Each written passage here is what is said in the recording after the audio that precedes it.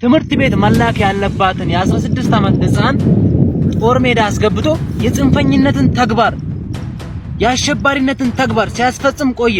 ሃይማኖት ተቋም ውስጥ ነው እንግዲህ እንደዚህ አይነት ነገር ያደረገው። ተመልከቱና እንግዲህ ምን እንደሆነ አስረዱ። በነገራችን ላይ እዚህ ኢትዮጵያ ሀገር ጎበዝኛ ምን እንበል እንደ ሰው የተሰማንን ስሜት ከመግለጥ ውጪ ሌላ ምንም የምንለው ነገር የለም። ግን ላይክ ከሞቱ ማለት ነው ከሞቱ አሟሟቱ የሚባል ነገር አለ። ሰው ከሞተ በኋላ ሬሳ ነው ባይዘው። ሰላም ጤና ይስጥልኝ። እንዴት አደራችሁ? እንዴት ዋላችሁ? እንዴት አመሻችሁ? አምላክ አብ ቅዱስ እግዚአብሔር ስሙ ዛሬም ዘወትርም የተመሰገነና የተወደሰ ይሁን። ሌላ የሀዘን የመርዶ መረጃዎች እየወጡን ያሉት ሰብአዊነት ከኛ እየራቀ ያለ ይመስላል። ይሄን ያዙልኝ። ሁለተኛው ነገር የሐሰት ሪፖርት ያቀረበው ሊቀ ጳጳስ እንግዲህ ደብዳቤ ተጽፎበታል። ይህንን ሪፖርት እኛ እናቀውም ተብሎ የወጣ ደብዳቤ አለ። እሱን የምንመለከተው ነው የሚሆነው። እንደተለመደው የዕለቱ ስንክሳርም አለ። ሁለተኛው ደግሞ በጣም ያስገረመን መካከል ላይ በፕሮቴስታንት ውስጥ ኢትዮጵያ ውስጥ ባለ የፕሮቴስታንት አዳራሽ ውስጥ ወንድ ለወንድ ፓስተሩ ሲስም የተያዘ አንድ ቪዲዮ አለ። እነሱን እንመለከታለን። እስከ ፍጻሜ ድረስ ብትቆዩ የምትጠቀሙበት የሚሆነ ብዬ አስባለሁኝ። ታዲያ ከመርዶቹም ጀምር። ትናንትና አንድ ያነሳናት ወጣት ልጅ ነበረች። ገና የ19 ዓመት ልጅ ነበረች። አሁን ሌላ አንዲት እንስት ተጨምራለች። ቪዲዮንም ፎቶንም ለማየት ሞክሬያለሁኝ። በጣም የሚያሳዝን ነው። ከወንድማችን ዲያቆን ሰርጸ ካነሳ ሀሳብ እንጀምርና እንገፋለን። እኔ ማርያምን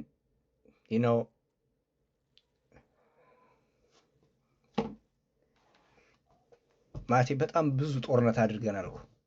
ለዛውም ማለት ነው ከነጭ ጋር ነው የተዋጋ ነው ባይዘው። እኔ እንደዚህ ስር ምናምን ቤተሰብ አልሞተብኝ ምናምን አይደለም፣ ግን ላይክ ከሞቱ ማለት ነው ከሞቱ አሟሟቱ የሚባል ነገር አለ። ሰው ከሞተ በኋላ ሬሳ ነው ባይዘው። ምን አሁን በሴት ልጅ ይህን ያህል ጭካኔ ማለት እንዴት ነው ግን ማለት የሚቻላችሁ? አሮ ነው እኔ እኮ ላይክ ሰው ነው፣ ግን በጣም ብዙ ውጊያ እኮ ተደርጓል። ለዛውም ከነጭ ጋር ከወራሪ ጋር። የሚኒሊክ አሸናፊነቱ ምኑ ላይ ነው? ለምሳሌ ቢያንስ እኮ የሀገር ውስጥ ጦርነት ነው ጊዜ ነው አይደል? እንደዚህ ያደረግን ሰው ባመነበት ሙቷል አይደል? ሬሳ እኮ ነው። ሬሳ ላይ ይህን ያህል ሰው ይጨክናል?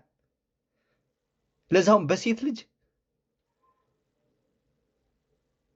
ነጭን እኮ አባቶቻችን ይዘው ቁስሉን አጥበው እኮ የሚኒሊክ አሸናፊነቱ ምኑ ላይ ነው? ጣሊያን ቪቫ ብሎ ለሚኒሊክ መዘመሩ ምኑ ላይ ነው? የማረከውን ጀነራል መልሶ ስለላክ አይደለም ከነ ይወጡ ቁስሉን አጥቦ አድኖ። አንተ እዚህ ደረጃ ደርሰናል።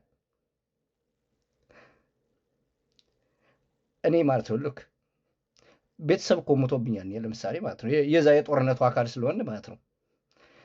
ግን ላይክ ሰው ከሞተ ሞተ ነው ኦልሬዲ፣ በቃ ሬሳ ነው። በቃ ከቻልክ ማለት ነው ሰው ከሆንክ አፈር ታለብሰዋለህ።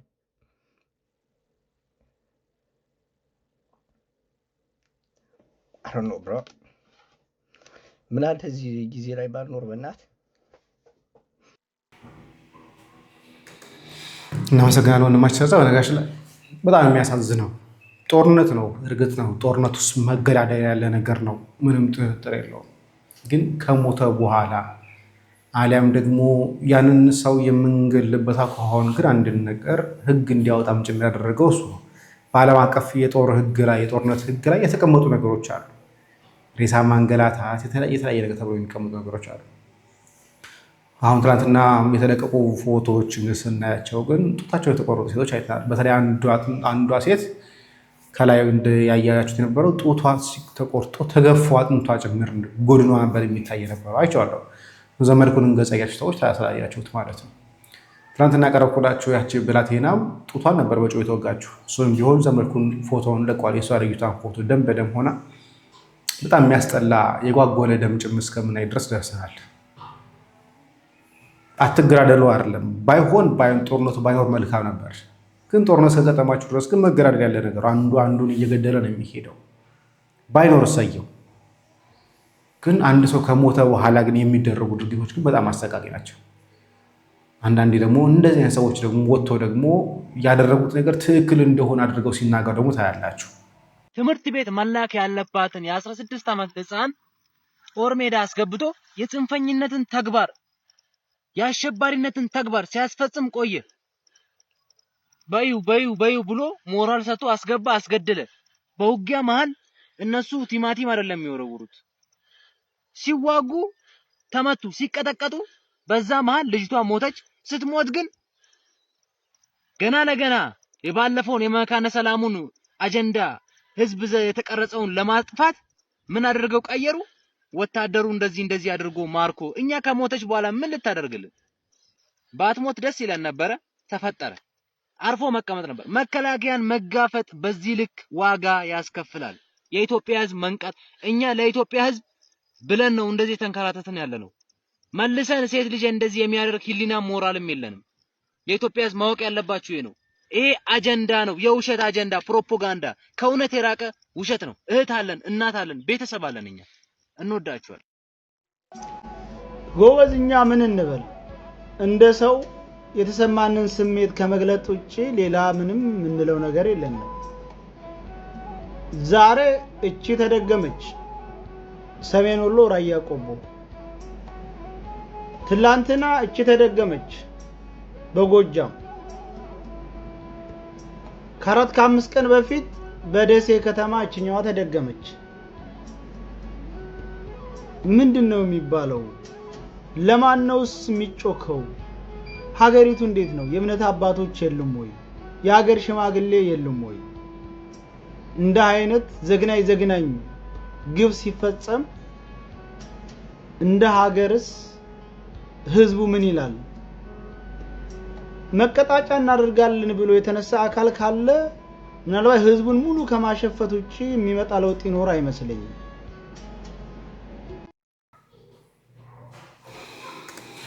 እንግዲህ ጦርነት ከባድ ነው። በጣም ጦርነት መጥፎ ነው።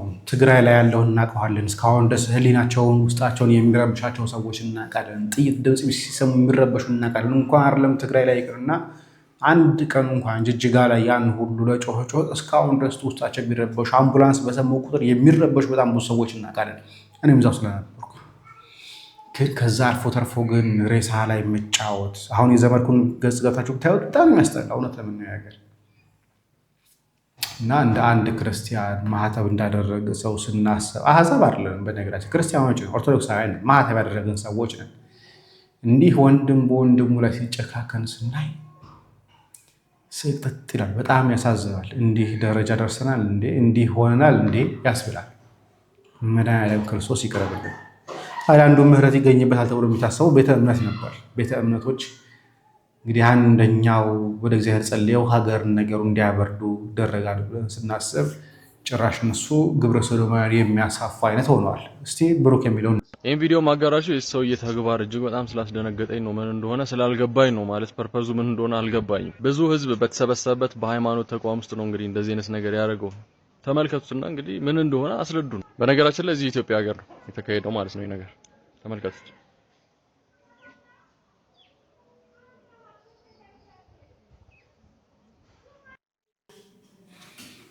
ምንድን ነው እውነት አምናችሁበት ነው እንዲህ እያደረጋችሁ ያላችሁት ወይስ እየባረካችሁት ነው? እንደዛ ብለን እንድንረዳ ነው የምትፈልጉት? ምንድን ነው የምትፈልጉት? እውነት ህሊና የላችሁም ወይ? ወንድ ወንድን ይስማል ወይ? ለዛውም ቤተ እምነት ውስጥ የእግዚአብሔር ጉባኤ ተብሎ በሚታሰብበት ቦታ ላይ ወንድ ወንድን ከንፈር የሚስምበት ደረጃ ተደረሰ። ያሳዝናል። እስቲ ቅድም ወደ አነሳ ነው ጉዳይ እንምጣ። እንደው ከቻል እንደውም የእኚህን ሊቀ ጳጳስ ትናንትናውን ንግግር በአንድ ቆረጥ አድርጌ ላቅርብላችሁና ከዛ በኋላ ወደ ቀረበው ሪፖርት፣ አሳዛኙ አሳፋሪው የውሸት ሪፖርት እንገባለን። እየጎበኛቸው ያለው እነሱ ያንን የመሰረቱትን ያህል የራሳቸውን የኛንስ ሞክረው ነበር። የኛን ቤተክርስቲያን ለ1600 ዘመን ሞክረው ነበር። ስትሄዱ አንዳንድ አስተያየት ሰጡ። ለምን እንደዚህ የእናንተን ገዳም የእናንተን ቤተክርስቲያን እንደዚህ ካሳደጋችኋት የእኛንስ ለምን አልሞከራችሁም? ከዚህ እንጦንስ የሚባል ቤተክርስቲያን አሁን ነው የፈረሰው። እዚህ አሁን ይሄ ውሃ ምንዳውት መናጥ እያለ ስሙን አላውቀው ብሎ የኢትዮጵያ ቤተክርስቲያን አላውቀው ሲል ቅድስት ማርያምን ሊያሰሩ ቻሉ። እዚህ እንጦንስ ነበረ። ቅርብ ጊዜ በዚህ የፈረሰው የጋዜጣ ማከማቻ ሆኖ ይኖር ነበር ከዚህ እና እነሱ አሁን በአፍሪካ ትምህርት ቤት ሕክምና አቋቁመው አፍሪካውያንን እየመሩ ነው። ኬንያ፣ ኡጋንዳ ብትሄዱ ሐኪም ቤት አላቸው። እኛ በዘመናችን እንኳን በአዲስ አበባ ቀርቶ በእያንዳንዱ ክፍለ ሀገር ሐኪም ቤት ሊኖረን እኮ ይችል ነበረ። ከልባችን ብናስብ፣ ከልባችን ብንነሳ፣ ከልባችን ብንሰበሰብ ኑሮ ሐኪም ቤት፣ ትምህርት ቤት ሊኖረን ይችል። አፍሪካውያን አሁን ኬንያ ባለፈው ዓመት ሰድ 2 ሐኪም ቤት አላቸው ኬንያ። ያንን ህዝብ የያዙት ትምህርት ቤት እያቋቋሙ ክሊኒክ እያቋቋሙ የሚረዳ ያ ህዝብ የሚጠቀምበትን ሲያይ ነው የሚከተላቸው ያለ። ክርስቶስ ምንድን ነው ያለው? ብዙ ህዝብ ሲከተለው ዞር ብሎ አየ። ምንድን ነው ያስተላለፈው? እንጀራ ስላያችሁኝ ነው እኮ የተከተላችሁኝ ነው ያለ። ስለ ታምራቱ አይደለም፣ ስለ እንጀራው ብላችሁ ነው የተከተላችሁ ነው ያላቸው። እነዚያ ክርስቶስን ይከተለው የነበረ የሥጋ ረሃብተኛና የመንፈስ ረሃብተኛ ስለነበረ የሥጋ ረሃብተኛውን በመመገብ ደዌውን በማራቅ ሙታንን በማስነሳት የታመሙትን በመፈወስ የሰው ልጅ የሚፈልገውን በመስጠት ነበረ አምላካችን ቤተክርስቲያናችን ከዚህ ያደረሳት። ኢትዮጵያ ቤተክርስቲያን አሁን ይህን ሰርተናል። እኔ ግን አልረካም። እኔ ግን ልቤ የሚረካ ነገር የለውም። ለምን? ሲጀምርም የሚያረካ ስራም እየተሰራ አይደለም። አባታችን እየቀረቡ ያሉ ሪፖርቶች ስጋዊ ናቸው። በአብዛኛው እንዲህ አደረገ፣ እንዲህ ሆነ፣ እንዲህ ተፈጠረ ነው እየተባለ ያለው። የሚያረካ አይደለም። መዓዛው ራሱ ቤተክርስቲያናዊ አይደለም። መዓዛው ራሱ ሀብት ማፍራት፣ ንብረት ማፍራት ላይ ያተኮረ ነው። በጣም የሚያሳዝን ሁኔታ ላይ ይሄ እንግዲህ የጎፋ ባስኬቶ ሀገረ ስብከት ሪፖርት የቀረበ ነው። አቅራቢው እኚህ ሰው ነበሩ። ሊቀ ጳጳሱም እኚህ ናቸው። እስቲ የተጻፈውን ደብዳቤ እንመልከት። በስማችን የሐሰት ደብዳቤ፣ የሐሰት ሪፖርት ቀርቧል እያሉ ነው ያሉት። እስኪ እናንብብ አብረን። እንደምትመለከቱት በቀን 7/02/2018 የተጻፈ ነው። በኢትዮጵያ ኦርቶዶክስ ተዋሕዶ ቤተክርስቲያን የጎፋና ባስኬቶ ዞኖች ሀገረ ስብከት ጽሕፈት ቤት ይላል። ለብፁዕ ቅዱስ አቡነ ማትያስ ፓትርያርክ ርዕሰ ሊቃነ ጳጳሳት ዘኢትዮጵያ ሊቀ ጳጳስ ዘአክሱም ወእጨጌ ዘመንበረ ተክለ ሃይማኖት ይላል። ለብፁዕ አቡነ ዲዮስቆሮስ የቅዱስ ሲኖዶስ ዋና ጸሐፊ፣ ለብፁዕ አቡነ ሳዊሮስ ጠቅላይ ቤተ ክህነት ዋና ስራ አስኪያጅ፣ ለብፁዓን ሊቃነ ጳጳሳት አዲስ አበባ፣ ለሁሉም ሚዲያዎች ይላል። ስለዚህ እኔም ሚዲያ ስለሆንኩኝ አግኝቼዋለሁ። ባሉበት ሂድና እንደዚህ ይላል። ጉዳዩ በ44ኛው ዓለም አቀፍ ሰበካ ጉባኤ ላይ የቀረበው የውሸት ሪፖርትን በመቃወም የወጣ መግለጫ። ከላይ በርዕሱ ለመግለጽ እንደተሞከረው በኢትዮጵያ ኦርቶዶክስ ተዋሕዶ ቤተክርስቲያን በ4ኛው ዓለም አቀፍ ሰበካ መንፈሳዊ ጠቅላላ ጉባኤ ከቀን 4/02/2018 ጀምሮ እየተካሄደ መሆኑን ግልጽ ነው። ነገር ግን ትናንትና ዕለት በቀን 6 ማለት ነው ዓመተ ምህረት በብፁዕ አቡነ ኤልያስ ስራ አስኪያጃቸው የአቡነ ኤልያስ ስራ አስኪያጅ የሀገረ ስብከቱ ማለት ነው የጎፋና ባስኬቶ ዞኖች ሀገረ ስብከት የስራ ክንውን ብለው ያቀረቡት ሪፖርት ከመንፈሳዊ አባቶች ቀርቶ ከአንድ ዓለማዊ ሰው የማይጠበቅ ፍጹም ውሸት ነው ብሏል። በገዛ ደግሞ ወዳጃችን እግዚአብሔር ቤተክርስቲያን ጠብቋት ዘንድ መንፈስ ቅዱስ እናንተ ጳጳሳት አድርጎ ለሾመበት ለመንጋው ሁሉና ለራሳችሁ ተጠነቀቁ ይላል። የሐዋርያት ሥራ ምዕራፍ 20 ቁጥር 28 ላይ ያለውን ጠቅሰው እንዲህ ይላል። ሪፖርቱ አቅራቢው ስራ አስኪያጅ የጎፋ ባስኬቶ ዞኖች ማህበረ ካህናትና ማህበረ ምዕመናን በአይናቸው ያላዩት በአካል ያልተገናኙት ጎፋ ዞንና ባስኬቶ ዞን ያረጋገጠ የጎፋ ባስኬቶ ዞኖች ሀገረ ስብከት በቅዱስ ሲኖዶስ ከተፈቀደ ጀምሮ ሀገረ ስብከቱን ያልተደራጀ እና ጽሕፈት ቤት ያልተከፈተ ህዝቡም ያላየውና የማያውቀው ሰው ሪፖርት ማቅረቡ ከጎፋ ባስኬቶ ዞኖች ሀገረ ስብከት ማህበረ ካህናትና ማህበረ ምዕመናን በማስቆጣቱ የተነሳ ከዚህ በታች የሚከተል መግለጫ ሰጥተዋል። አንድ ነገር አዲስ የተመሰረተ ሀገረ ስብከት ነው። በዛ ሀገረ ስብከት ላይ ጽሕፈት ቤት የለውም። በባለፈው ዓመትም እንደዚሁ ነበረ፣ ጽሕፈት ቤት የለውም። ነገር ግን ጽሕፈት ቤት እንዳለው አስመስለው እኚህ ሰው አሁን ሪፖርት ያቀረቡ ሰው ወይ ደግሞ ስራ አስኪያጅ ነኝ ያሉት ሰው ሀገረ ስብከቱ እንኳን የማያውቃቸው ወይ ደግሞ ተገኝተውም ላያውቁ ይችላሉ ማለት ነው። በዚያ ቋንቋ ተገኝተውም ላያውቁ የሚችሉ ናቸው ማለት። ስለዚህ ይሄ እነኚህ ሁለቱ ዞን ጽሕፈት ቤቶች ጎፋም ይሁን ባስኬቶ የማያውቋቸው ሰው ናቸው። ሪፖርት አቅርበዋል። የተቃወሙትን ሀሳብ አንድ በአንድ እንዲህ ይላል። ብፁዕ አቡነ ኤልያስ እና ስራ አስኪያጅ ነኝ የሚለው ግለሰብ 44ኛው ዓለም አቀፍ ጠቅላላ ጉባኤ ሰበካ ጉባኤውን መናቅና ጉባኤውን የሚመራው መንፈስ ቅዱስን መዋሸታቸው ህዝቡና ቤተክርስቲያን አሳዝኗል። ሁለተኛ የሀገረ ስብከት መዋቅር ከተፈቀደ በኋላ ሀገረ ስብከቱ እስከ አሁን ድረስ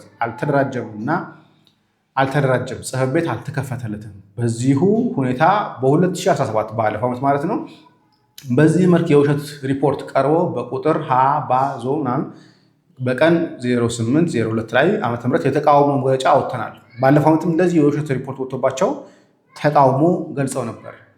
ዘንድሮም ተደጋጋሚ ተመሳሳይ ሪፖርት ቀርቧል። ይህ የውሸት ሪፖርት ጠቅላይ ቤተ ክህነት እስከ ቦታው ድረስ ልዑክ ልኮ እንዲያጣራ በአንክሮት እንጠይቃለን። ሀገረ ስብከቱ ተመስርቷል፣ ነገር ግን ጽሕፈት ቤት የለውም፣ ምንም የለውም። ነገር ግን ሰራን እየተባለ ግን የሐሰት ሪፖርት እየቀረበ ነው። እሺ በ44ኛው ዓለም አቀፍ ሰበካ ጉባኤ ላይ የጎፋ ባስኬቶ ዞኖች ሀገረ ስብከት ወክሎ የተገኙት ሰዎች በገንዘብ ተገዝተው የገቡ የሀገረ ስብከታችን ነዋሪዎችና የእምነቱ ተከታይ መሆናቸው ማህበረ ካህናትና ማህበረ ምዕመናን የማያውቃቸው መሆኑ ከፍተኛ ጥርጣሬ ፈጥሯል። ስለዚህ እነኚህ ሰዎች ተወክለናል በሄዱት ሰዎች አንደኛ ሀገረ ስብከቱ አያውቃቸው፣ ሁለተኛ ማህበረ ካህናቱና ምዕመናን እንኳን የሚያውቃቸው አይደለም። ይሄ እነኚህ ማለት በገንዘብ ተገዝተው የመጡ ሰዎች ናቸው። እኛ እነኚህ ሰዎች አላክናቸውም፣ አልወከልናቸውም። ስለዚህ የማይታወቁ ሰዎች እኛን ወክለው ተገኝተዋል።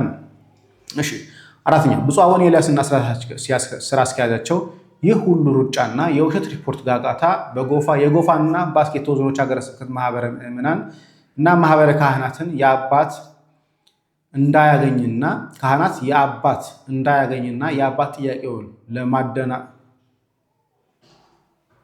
የአባት ጥያቄውን ለማደናቀሩ የሚደረግ መሆኑን እንዲታወቅልን በአጽንኦት እንጠይቃለን። በ43ኛው እና በ44ኛው ዓለም አቀፍ ሰበካ ጉባኤ መንፈሳዊ ጉባኤ ጠቅላላ ጉባኤ ላይ በጎፋ እና ባስኬቶ ዞኖች ስም የቀረበው የውሸት ሪፖርት በመቃወም ማህበረ ካህናትና ማህበረ ምዕመናን በከፍተኛ ቁጣ በጎፋ ዞን ሳውላ ከተማ፣ ባስኬቶ ዞን ላስካ ከተማ ህዝባዊ የተቃውሞ ሰልፍ ለማድረግ ተጠይቋል።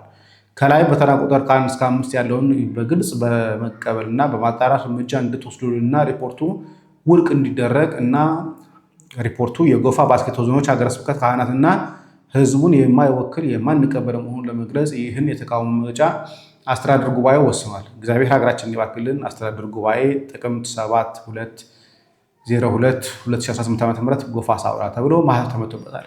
እንግዲህ መንፈስ ቅዱስ ይመራል ተብሎ በግልጽ ሲኖዶስ ነው። በእርግጥ መንፈስ ቅዱስ ይመራል ብለን የምናስበው ሁሉም ጉባኤ ላይ መንፈስ ቅዱስ ይመራል ብለን ባናምንም ይህ የሰበካ ጉባኤ ላይ ተገኝተው ግን የቀረበው ሪፖርት አንደኛ ነገር የውሸት ነው። ሁለተኛ የተገኙት ሰዎችን አናውቃቸውም። ሶስተኛ ስራ አስኪያጅ የተባለው ሰውዬ እስካሁን ድረስ ቢሮ ማይ ነው የሌለው የተደራጀ መዋቅር የሌለው እንዲሁ እንደ አዲስ አበባ ተቀምጦ ያለ ሰው ሊሆን ይችላል ማለት ነው። ስለዚህ ሊቀ ጳጳሱ አቡነ ኤልያስ እና ስራ አስኪያጃቸው የሐሰት ሪፖርት አዘጋጅተው ጉባኤውን እናስደስታለን ብሎ ያደረጉ ስራ ካልሆነ በስተቀር እኛ ይህንን ነገር አናውቀውም። ስለዚህ የተቃውሞ ሰልፍ እንጠራለን፣ ጥሪ እናደርጋለን ብለዋል። እንዲህ አይነት በሊቀ ጳጳስ ደረጃ የሚዋሽበት በስራ አስኪያጅ ድረስ የሚዋሽበት ደረጃ ተደርሷል። ለምን ሲባል ሪፖርቶቹ አሁን እየተፈለጉ ያሉት አስተዳደር አካላትን ማስደሰት እና አቡነ ሳዊሮስን ማስደሰት ወይም ሙዛ የተገኙት ምዕመናን ማስደመም ካልሆነ በስተቀር የውሸት ሪፖርትም ጭምር እየቀረቡ እንደሆነ ማሳያ ነው ማለት ነው። ምን ያህል ምዕመናን እንደመጣ፣ ምን ያህል ምዕመን እንደመነፈቀ፣ ምን ያህሉ እንዳመነ፣ ምን ያህሉ እንደተጠመቀ፣ ምን ያህሉ እንደካደ፣ ምን ያህሉ እንደቆረበ ዳዝን ማተር እንደዚህ አይነት ሪፖርት እንኳን ያቀረበው ማህበረ ቅዱሳን ብቻ ነው እስካየኋቸው ድረስ። አብዛኞቹ ከዚህ የራቁ ናቸው። አብዛኞቹ ሙገሳ፣ አብዛኞቹ ሽልማት፣ አብዛኞቹ እንዲህ ናቸው እየተደረጉ ያሉት። በጣም ያሳዝናል። በጣም ያሳዝናል። እግዚአብሔር ይሁነን። ወደ ሌሎች ነገሮቻችን እንምጣ። እንደው ከዚህ ጋር በተያያዘ መጋቢ ሐዲስ በርግጥ ከእንትኑ ጋር የተያያዘ መጋቢ ሐዲስ እሸቱ አንድ ጥሩ ሀሳብ ተናግረዋል። በተለይ ደግሞ በብዙ ነገሮች የምትጨነቁ ሰዎች ካላችሁ ይህንን ስሙ። አጣ ትዳሬ መቅኖ አጣ፣ ፍቅር አጣው፣ ሰላም አጣው፣ እሰራለሁ አይጠራቀምልኝም፣ ሲይዘው እያመለጠ ስሰበስበው እየተበተነ ገንዘቤ ተነነ በነነ እያላችሁ የምትጨነቁ ሰዎች፣ ትዳራችሁ ውስጥ ሰላም ያጣችሁ ሰዎች፣ መደማመጥ የተሳናችሁ ባልና ሚስቶች፣ አሰሪና ሰራተኞች፣ ብቻ በየመስኩ በርና ግቢ የሸፈኑ ብዙ አይታል፣ ብዙ ችግር አለ። ይህን ለማስወገጃ ብቸኛው መንገዱ መዝሙረ ዳዊት ነው። ደህና መሻችሁ። ብቸኛው እኔ እንደው ዝም ብላችሁ በየአጥማቂው በየካህኑ እንደው እንዲኮነ የአይነ ጥላ የምንትስ ያለ ከምትሰቃዩ ሰው ሳታስቸግሩ ራሳችሁ መፍትሄው እጃችሁ ላይ አለ። የዳዊት መዝሙር ነው መፍትሄው። መፍትሄ ስራይ የሚፈታ በሽታን የሚበትን ችግርን የሚበትን እንባን የሚያብስ ቁስልን የሚፈውስ ስብራትን የሚጠግን ጉድለትን የሚሞላ ምስጋና አለበት፣ አድናቆት አለበት፣ እምነት አለበት። የሌለበት ነገር የለም መዝሙረ ዳዊት። ልመና ከፈለጋችሁ ንጹህ ልመና አለበት። ምስጋና ከፈለጋችሁ ንጹህ ምስጋና አለበት። ታሪክ ከፈለጋችሁ ንጹህ ታሪክ አለበት። መደነቅ ከፈለጋችሁ አድናቆት አለበት። የዳዊት መዝሙር ምዕመናን የሌለው ነገር የለም ነው እያልኳቸው ያለሁት። ስለዚህ መዝሙረ ዳዊትን ኦርቶዶክሳዊት ተዋሕዶ ቤተክርስቲያን በአገልግሎቷ ሁሉ ጣልቃ አስገብታ ትጠቀምበታለች። ቅድም ተናግሬያለሁ። የማይገባበት ቦታ አለ ብያችኋለሁ። ሁሉም ቦታ ይገባል ብያችኋለሁ አይደል? ክርስትና ስንነሳ መዝሙር 50 ወመንፈሰከ ቅዱሰ ይታውጽም ላይሌ መንፈስ ቅዱስን ላክልኝ የሚል እዛ ላይ አለ። ስንሞትም ግቢ ነፍሴ ውስጥ ረፍትኪ ነፍሴ ወደ ረፍትሽ ግቢ የሚል እንደው ስንቱን ጠቅሼ ስንቱን ተው እንደው ራሱን ችሎ 3-4 በጉባኤ የሚሰጥ ትምህርት ነው። የሚገርመው ነገር በ150ው የዳዊት መዝሙር ያልተነገረ የሐዲስ ኪዳን ትንቢት የለም። እንደውም የሐዲስ ኪዳን እርሾ፣ የሐዲስ ኪዳን ጽንስ፣ የሐዲስ ኪዳን መነሻ መዝሙረ ዳዊት ነው ይላሉ አባቶቻችን። ኢየሱስ ክርስቶስ ስለ ቀዳማዊነቱ፣ ስለ ጽንሰቱ፣ ስለ ልደቱ፣ ስለ መሰደዱ፣ ስለ ማስተማሩ፣ ስለ መጾሙ፣ ስለ መጸለዩ፣ ስለ መሰቀሉ፣ እጅግሮቹን ስለ መቸንከሩ፣ በጥፊ ስለ መመታቱ፣ ሐሞት ኮምጣጤ ስለ መጠጣቱ፣ በጥፊ ስለ መመታቱ፣ የሾህ አክሊል ራሱ ላይ እንደሚደፋበት፣ እንደሚጠማ፣ እንደሚሞት፣ እንደሚገነዝ፣ እንደሚቀበር፣ እንደሚነሳ፣ እንደሚያርግ ዳግመኛም እንደሚመጣ ይህን ሁሉ አጭቆ የያዘ መጽሐፍ ነው መዝሙረ ዳዊት ማለት ነው። እኛ አቀለል እንደው ዳዊት ደግሞ አለገለ እየተባለ አቀለል ነው እንጂ ትልቅ መጽሐፍ ነው። የዚህ መዝሙር ባለቤት ቅዱስ ዳዊት ነው። አባቶቻችን የዳዊት መዝሙር በውስጡ 7 ዋና ዋና ነጥቦች አሉበት ብለው ነድፈው አውጥተዋቸዋል። 150ው መዝሙር ቢበተንና ቢተነተን በ7 ርዕሶች ይጠቃለላል ብለዋል። አንደኛ ፍቅርን ይሰብካል፣ ሁለተኛ ሃይማኖትን ይሰብካል፣ ሶስተኛ ትህትናን ይሰብካል፣ አራተኛ ተስፋን ይሰብካል፣ አምስተኛ የኃጢአት ይቅርታን ይሰብካል፣ ተአምኖ ኃጢአተኝነትን ማመንን ይሰብካል፣ ስድስተኛ የኃጢአትን ይቅርታ ይሰብካል፣ ሰባተኛ መረዳዳት ዘረውሃ በለነ መረዳዳትን ይሰብካል። ስንት ነገር አልኳችሁ? ደህና ዋላችሁ? ስንት አልኳችሁ? 7 ነገር አለበት። ዋና ዋናዎቹ እያልኳችሁ ልብ አድርጉ ምእመናን፣ ዋና ዋናዎቹ ነጥቦች። እናመሰግናለን መምህራችን መጋቢ ሐዲስ እሸቱን። እግዚአብሔር አምላካችን ረጅም ከጤና ጋር ይስጥልን። ብዙውን ጊዜ ላይ ችግር ሲገጥማቸው ምን ሲጠቀማቸው ከጠንቋዮች የባሰ ወደ ጠንቋዮች አጥማቂያን ጋር እያሉ እየሄዱ ሌላ በሽታ ሌላ መንፈስ እየተጫነባቸው እየመጡ በቪዲዮም እያየናቸው ተደጋጋሚ ሳይወጣላቸው እየሄዱ ማለት ነው። እና ብዙ አይተናል። ከነዛ ውስጥ መካከል ላይ አንደኛው ወደ እስልምናው ይሁን ወደ ፕሮቴስታንቱ የገባ አንድ ሰው አለ። እንዴት አድርጎ መናፍስትን ይጠራ እንደነበረ ራሱ ይናገራል። አቃቤ እርስ ብለው የሚደግሙት አሁንም እየደገሙት ያሉት የኦርቶዶክስ አስተምሮ ድግምት ወይም ደግሞ ጳጳሳት ቄስ ደብተራ የሚደግሙት ድግምት አሁንም አለኝ። እሱም ጸሎት በእንተ አቃቢርስ ቄጅ መጅር ቀመጅ መከመጅ መማሹ ሽጁ አውር አግኝቶሙ ወአጥራ ልቦናውም ከመበድን እርኮዛ ወከመእብን ፈዙዘ ይኩኑ ነጊ ኮምቢያም ራስ ቀንዳማ ሰብ ሰይፋ ማሰልብ ልቦሙ ለሰባ ሁሉ ዓለም ለጸሬ ወለጸላይቴ ሊተለገብርከ ለዛ የሰውየው ስም ይገባና ኮከቡ ይዋረዳል። ኮከቡ ታይቶ የሚደረገው ድግምት ከዚህ ላይ ደግሞ ይቀጥላል። የሰውየውን ኮከብ ካደረገ በኋላ ደግሞ አብዝዛ ደንግዛ አቅዝ ኢልካማናኪስ አልኪስ አላባርኪስ ደብሪኪስ ኤነካማናኪስ ኤረፓዳጋማናንጎስ ሃራጋናኮስ ኤሬብሬናናኮስ ኤርጋማናኒኦስ እያለ ደግሞ ይደግማል፣ ያስራቸዋል። በእነዚህ ያስርና አሁንም የሰውየው ልሳን የሚናገርበትን ቋንቋ በኮከቡ ይጻፍ የለም። ከዛ ጋር ወጥቶ ደግሞ በእነዛ ስም ይታሰራል። ሪብራናማናኒኦስ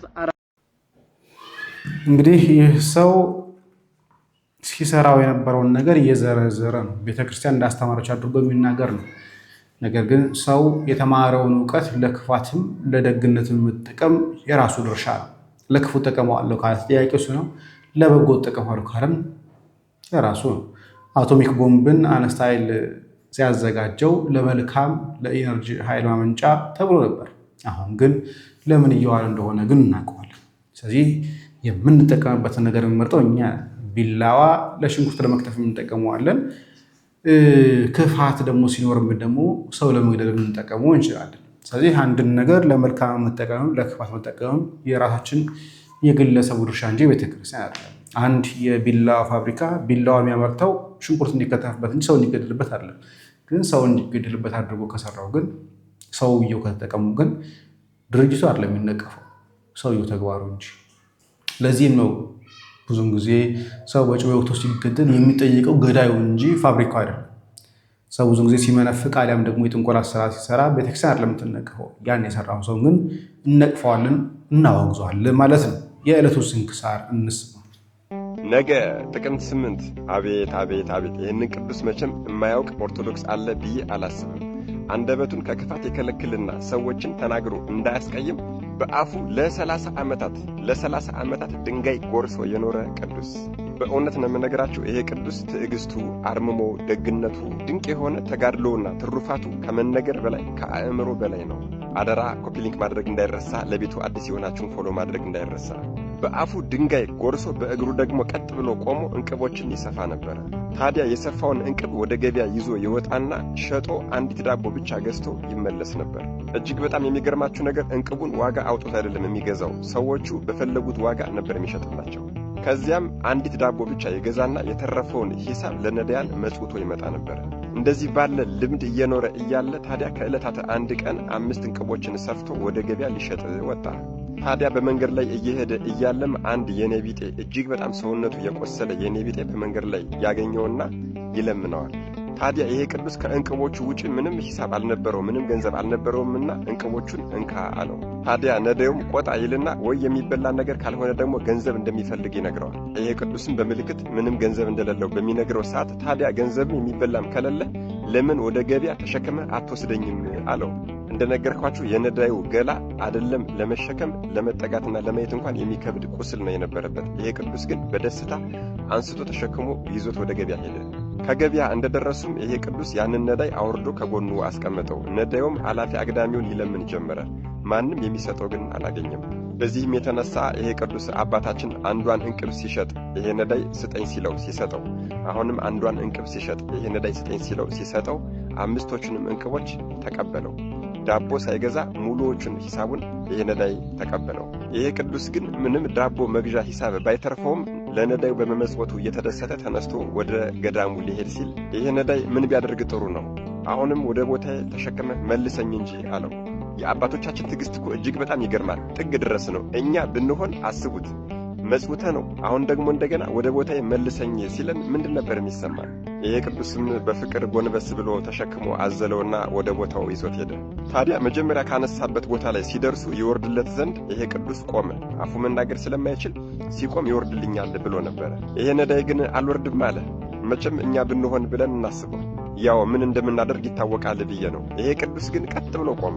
ትንሽ ቆይቶ ግን ስለለቀቀውና ስለቀለለው ሊመለከተው ይሄ ቅዱስ ዘወር ቢል ያ ነዳይ መሬት ላይ የለም። በዚህ ጊዜ ቀና ቢል ግን ያየውን ነገር ማመን አልቻለም። በግንባሩ በድንጋጤ ይሄ ቅዱስ ተደፋ። እጅግ በጣም ይገርማል እኮ ወገኖቼ። ነዳይ መስሎ ሲፈትነው የነበረው እኮ ሊቀ መላእክት ቅዱስ ሚካኤል ነበር። አይገርማችሁም?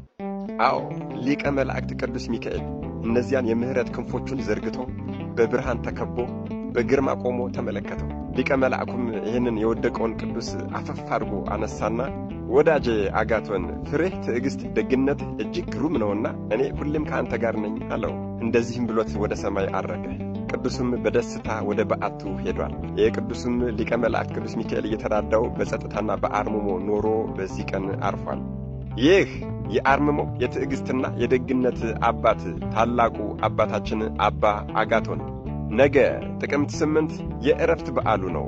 መድኃኔዓለም ኢየሱስ ክርስቶስ ከታላቁ አባታችን ከአባ አጋቶን ትዕግስትን፣ ቸርነትን፣ ደግነትን ያድለን። እናመሰግናለን። የቅዱስ አባ አጋቶን በረከት ረድኤት ይደርብን ያሳድርብን። ለወንድማችንም እግዚአብሔር አምላካችን ቃለ ሕይወትን ያሰማልን፣ ረጅም ዕድሜ ከጤና ጋር ያድልልን። እንግዲህ ብዙ ጊዜ ላይ የቅዱሳንን ታሪክ ስንሰማ አንዳንድ ለጆሮ የሚከብዱ ነገሮች ላይ እንችላለን።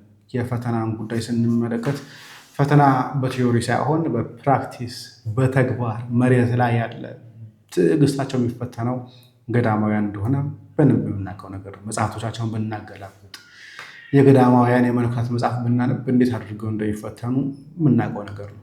ነገር ግን አንድ ቀን ተፈትኖ ማያውቅ እንዲሁ ቲዮሪውን ብቻ የምናውቅ ሰዎች እንዲህ አይነት ታሪኮች ሲመጡልን ልንደነቅ አይገባም። በህይወት እየኖሩ ስላልሆነ ላንፈተን እንችላለን። ሰይጣን ንቆም ከተወን ላይፈትነን ስለሚችል ማለት ነው። ለማንኛውም የቅዱሱ አባ አጋቶን በረከት ረድኤት ይደርብን። የዛሬ ዝግጅት ይህን ይመስል ነበር። አዲስና ወቅታዊ መረጃ ካለ የመመለስ የሚሆነው ሰላም ጊዜ ከእናንተ ጋር ቸር ቆዩ።